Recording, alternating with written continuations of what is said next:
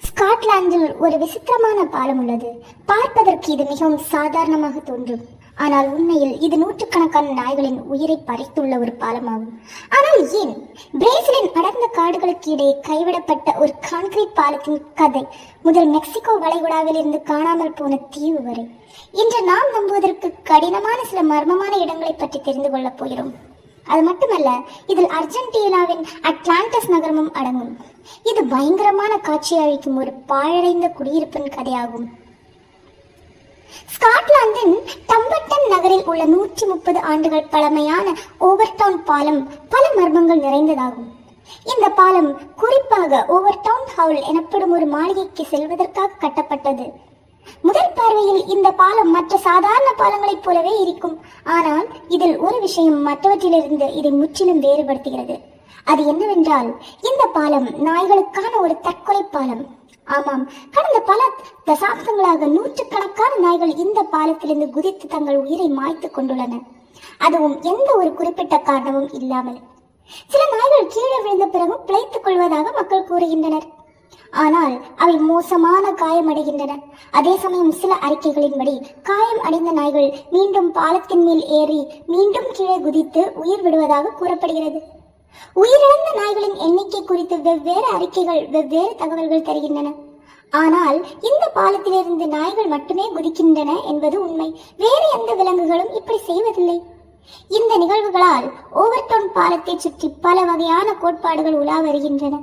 குறிப்பாக செல்டிக் பாகங்களின் நம்பிக்கையின்படி இந்த பாலம் வானத்திற்கும் பூமிக்கும் இடைப்பட்ட இடமாக கருதப்படுகிறது. அதே சமயம் அருகில் உள்ள மாளிகையில் வசிக்கும் ஒரு விதவை பெண்ணின் ஆவியே இதற்கு காரணம் என்று சிலர் உள்ளூர்வாசிகள் நம்புகின்றனர். அந்த ஆவிக்கு ஓவர்டவுனின் வெள்ளை சீமாட்டி, ஒயிட் லேடி ஆஃப் ஓவர்டவுன் என்ற பெயரிடப்பட்டுள்ளது. மற்றொரு பிரபலமான கோட்பாடு என்னவென்றால், 1994 ஒரு மனநலம் பாதிக்கப்பட்ட தந்தை தனது குழந்தையை இந்த பாலத்திலிருந்து கீழே எறிந்து கொன்றார் என்பது. அந்த சம்பவத்தின் எதிர்மறை ஆற்றல் நாய்களை இவ்வாறு செய்ய தூண்டுகிறது என்று கூறுவர். இந்த விசித்திரமான கோட்பாடுகளை தவிர சில ஆராய்ச்சியாளர்கள் இன்னும் எளிதில் புரியக்கூடிய காரணங்களை கூறியுள்ளனர்.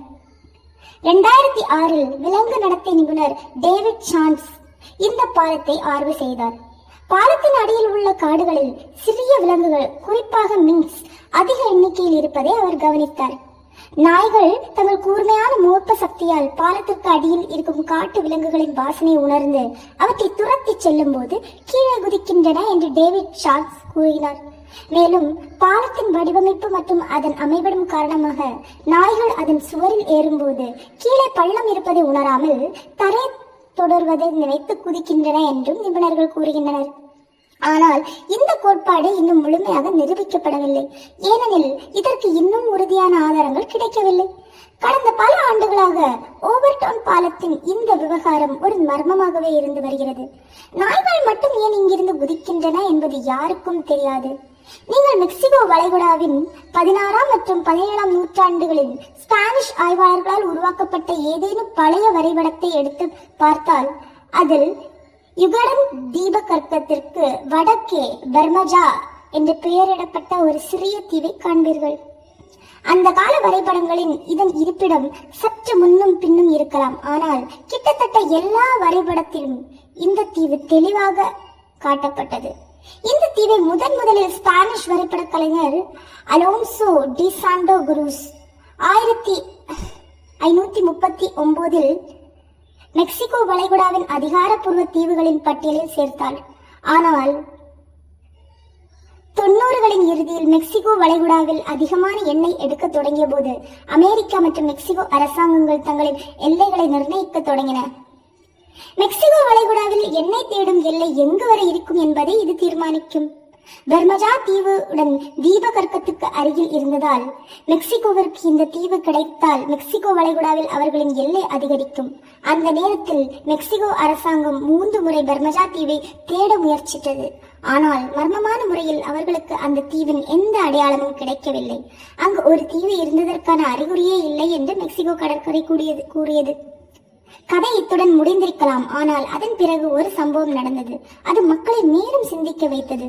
மெக்சிகோ கடற்படையால் பர்மஜாவை கண்டுபிடிக்க முடியாமல் போன ஒரு வருடத்திற்கு பிறகு மெக்சிகோ செனட்டர் ஜோஸ் ஏஞ்சல் சலாட்ரியா மெக்சிகோவின் எண்ணெய் வள பகுதியை அதிகரிக்க வேண்டும் என்று பர்மஜா தீவு இருப்பதை ஆதரித்தவர்களில் ஒருவராகவும் இருந்தார். அவர் நெடுஞ்சாலையில் நடந்த கார் விபத்தில் கொல்லப்பட்டார். அவரது மரணத்திற்கு பிறகு அமெரிக்கா சிபிஐ இந்த தீவை பல வெடிகுண்டுகள் மூலம் அழித்து விட்டது என்றும் இதனால் மெக்சிகோவின் எல்லை உரிமைகள் குறையும் என்று மக்கள் பேசத் தொடங்கினர். பிறகு 2006 மேம்பட்ட தொழில்நுட்பத்தின் உதவியுடன் மீண்டும் அந்த தீவை தேடும் முயற்சி மேற்கொள்ளப்பட்டது. ஆனால் கடல் மட்டத்தில் மணலை தவிர வேறு எதுவும் கிடைக்கவில்லை. இந்த தோல்வியுற்ற முயற்சிகளுக்கு பிறகு மெக்சிகன் ஜியோகிராபிக்கல் சொசைட்டியின் தலைவர் பல நூற்றாண்டுகளுக்கு முன்பு ஸ்பானிஷ் ஆய்வாளர்கள் தங்கள் எதிரிகளை திசை திருப்புவதற்காக வேண்டுமென்றே வரைபடத்தில் போலி தீவை காட்டியிருக்கலாம் என்று வாதிட்டார். ஆனால் பர்மஜா தீவு உண்மையில் இருந்ததா இல்லையா? ஏதேனும் இயற்கை சக்தி அதை மறைத்ததா அல்லது யாராவது திட்டமிட்டு அதை அழித்தார்களா என்பது இன்று வரை ஒரு மர்மமாகவே உள்ளது. பிரேசிலின் அடர்ந்த காடுகளுக்கு நடுவே ஒரு மர்மமான அமைப்பு உள்ளது. அது ஒரு நகரத்தின் ஒரு பகுதி போல தோன்றுகிறது. இந்த கான்கிரீட் அமைப்பு 130 அடிக்கும் மேலான உயரமும் 1000 அடி நீளமும் கொண்டது. இதில் சுரங்கங்கள், சுவர்கள் மற்றும் பெரிய கான்கிரீட் அடித்தளம் உள்ளது. இதை காடு மெதுவாக விளங்கி வருகிறது. தூரத்திலிருந்து பார்க்கும்போது யாரோ ஒரு நகரத்திலிருந்து இந்த அமைப்பை தூக்கி வந்து எந்த ஒரு நோக்கமும் இல்லாமல் தென் அமெரிக்க காடுகளுக்கு நடுவே வீசியது போல தோன்றுகிறது. காட்டின் நடுவே இத்தகைய அமைப்பு இருப்பது மிகவும் விசித்திரமான மற்றும் மர்மமான சூழ்நிலை உருவாக்குகிறது. ஆனால் உண்மையில் அந்த அமைப்பு சுமார் 50 ஆண்டுகள் பழமையானது. பிரேசில் BR 1001 நெடுஞ்சாலை மிகவும் பிரபலமானது மற்றும் 3000 மைல்களுக்கு மேல் நீளமானது. இந்த நெடுஞ்சாலையை அமைக்கும் பணி 1950 தொடங்கியது. 1960 இந்த நெடுஞ்சாலையின் ஒரு முக்கிய பகுதியின் பணி தொடங்கியது. அதன் பெயர் வயடக்ட் பெட்ரோபிராஸ். இதன் நோக்கம் ரியோ டி ஜெனிரோ மற்றும் சாவோ பாலோவின் சாண்டோஸ் ஆகியவற்றை காடுகளின் வழியாக இணைப்பதாகும். 16 ஆண்டுகால கடின உழைப்பிற்கு பிறகு இந்த பகுதி முடிவடையும் தருவாயில் இருந்தது. ஆனால் அதே நேரத்தில் பிரேசிலில் ஒரு பொருளாதார நெருக்கடி ஏற்பட்டது. நிலைமை மிகவும் மோசமானதால் அரசாங்கத்திடம் இந்த வயடக்ட் பெட்ரோபிராஸை BR 1001 உடன் இணைக்க கூட பணம் இல்லை. கடைசி நிமிடத்தில் திட்டங்கள் மாற்றப்பட்டு BR 1001 மற்றொரு கடலோர சாலையுடன் இணைக்கப்பட்டது. இவ்வாறு இந்த வயடக்ட் பெட்ரோபிராஸ் பாதியிலே கைவிடப்பட்டது. அன்றிலிருந்து காடு மெதுவாக இதன் மேல் படர்ந்து வருகிறது. இப்போது இந்த இடம் வெறும் சுற்றுலா பயணிகளுக்கான ஒரு இடமாக மட்டுமே உள்ளது. 1920 அர்ஜென்டினாவின் பியூனஸ் அயாஸிலிருந்து சுமார் 400 மைல் தொலைவில் வில்லா எப்யூக்கின் என்ற ஒரு சிறிய சுற்றுலா கிராமம் இருந்தது. இந்த கிராமம் லூனா எப்யூக்கின் என்ற உப்பு ஏரியின் கரையில் அமைந்திருந்தது. இந்த ஏரி மிகவும் பிரபலமானது. ஏனெனில் இதில் குளிப்பதன் மூலம் தோல் மற்றும் எலும்பு சம்பந்தமான பல நோய்கள் குணமாகும் என்று கூறப்பட்டது. விரைவில் இந்த இடம் அர்ஜென்டினாவின் பணக்காரர்களுக்கு வார இறுதி விடுமுறை இடமாக மாறியது. இந்த கிராமத்தில் ஒரு ரயில் நிலையம் மற்றும் 1500 மக்கள் வசித்து வந்தனர். 1970களில் இதன் உச்சக்கட்ட காலத்தில் ஒரே நேரத்தில் சுமார் 5000 சுற்றுலா பயணிகளுக்கு தங்குவதற்கு இங்கு வசதி இருந்தது. வில்லா எப்யூக்கின் இந்த புகழின் காரணமாக இங்கு அதிக முதலீடு செய்யப்பட்ட பல ஹோட்டல்கள் கட்டப்பட்டன. இதன் மூலம் சுற்றுலா பயணிகள் இரவு தங்குவதற்கு எந்த சிரமமும் இருக்கவில்லை. ஆனால் இந்த நகரத்தை ஏரியில் இருந்து பிரிக்கும் அணையை பராமரிப்பதில் யாரும் போதிய கவனம் செலுத்தவில்லை என்று தோன்றுகிறது. அதன் விளைவாக எதை பற்றி பயந்தார்களோ அதுவே நடந்தது. 1985 ஆண்டு நவம்பர் 10 ஒரு பலத்த புயல் காரணமாக அந்த அணை உடைந்தது. அடுத்த 2 வாரங்களுக்கு இந்த கிராமத்திற்குள் தொடர்ந்து தண்ணீர் புகுந்து கொண்டே இருந்தது. இறுதியாக மக்கள் அனைவரும் வில்லா எப்யூக்கினை விட்டு வெளியேற வேண்டிய கட்டாயம் ஏற்பட்டது.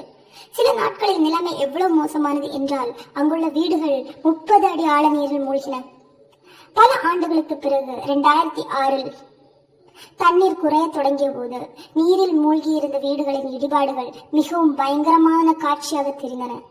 மேலிருந்து பார்க்கும்போது இந்த நகரத்தின் பழைய தெருக்களும் வீதிகளும் தெளிவாக தெரிந்தன.